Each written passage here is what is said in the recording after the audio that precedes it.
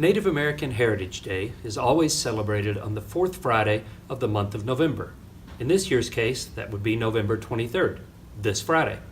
In honor of the contribution that Native Americans have made to the culture of the United States, I wanted to take a few moments to recommend a few books highlighting those contributions of our oft-forgotten friends.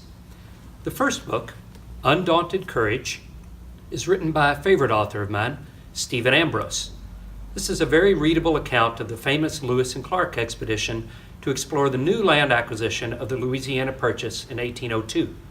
Many people know of the help of the famous Shoshone woman, Sacagawea, but did you know that other tribes also helped Lewis and Clark with provisions and as guides? If you read this book, you do. Next, we have the story of Black Elk, a Lakota Sioux medicine man who fought at the Battle of Little Bighorn as a 12-year-old, became a ghost dancer, and toured Europe with Buffalo Bill Cody. He is renowned for furthering the understanding of Native American culture. But what most people don't know is that he spent more than half of his 86 years reconciling the theology of Native American mythology and the Catholic faith. He lived more than half a century as an active Catholic and traveled to other tribes to preach the Catholic faith. There's a movement to have him declared a saint. Bury My Heart at Wounded Knee is the story of the systematic destruction of the American Indian. The tale of Western expansion is the story of the birth of the Wild West. What is not often told is the story of how that expansion affected Native Americans. This is their story, as told through their words, the oral history of American Indian tribes, describing the extinction of their life, their religion, their culture.